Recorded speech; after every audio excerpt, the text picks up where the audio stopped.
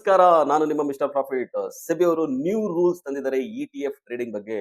So ETF trade ಮಾಡೋರೆಲ್ಲ ಇದನ್ನ ತಿಳ್ಕೊಳ್ಳೇಬೇಕು. ETF trade ಮಾಡೋದು ಮೊದಲು ಟ್ರೇಡಿಂಗ್ ಅಲ್ಲಿ 6% ಅಷ್ಟೇ ಲಾಕ್ ಆಗ್ತಿತ್ತು. ಅಂದ್ರೆ up or down, upper circuit or lower circuit 6% ಅಷ್ಟೇ ಇತ್ತು.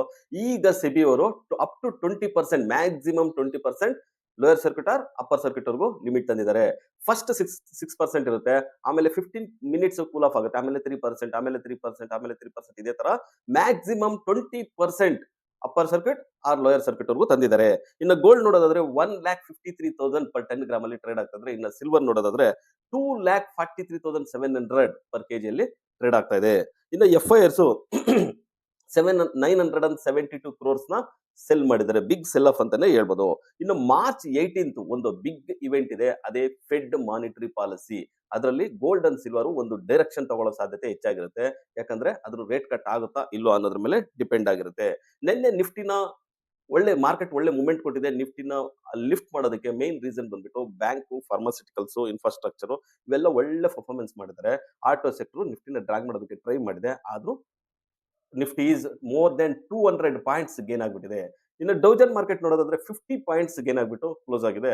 ಇನ್ನು ಏಷ್ಯನ್ ಮಾರ್ಕೆಟ್ ಮಿಕ್ಸ್ಡ್ ರಿಯಾಕ್ಷನ್ ತೋರಿಸಿದೆ. ಜಪಾನ್ ಮಾರ್ಕೆಟ್ 0.6% ಡೌನ್ ಆಗಿದೆ.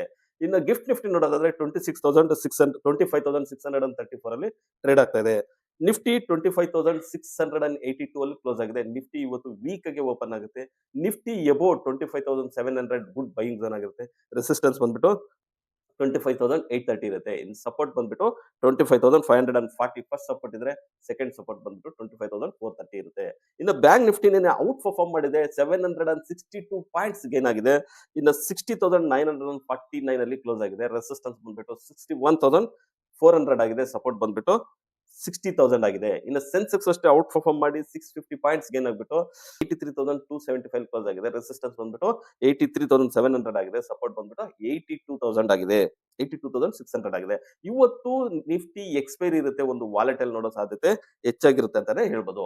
ಸೊ ನೀವು ಇದ್ರ ಬಗ್ಗೆ ಕಮೆಂಟ್ ಮಾಡಿ, ನಮ್ಮ ಚಾನಲ್ ಲೈಕ್ ಮಾಡಿ, ಸಬ್ಸ್ಕ್ರೈಬ್ ಮಾಡಿ, ಶೇರ್ ಮಾಡಿ.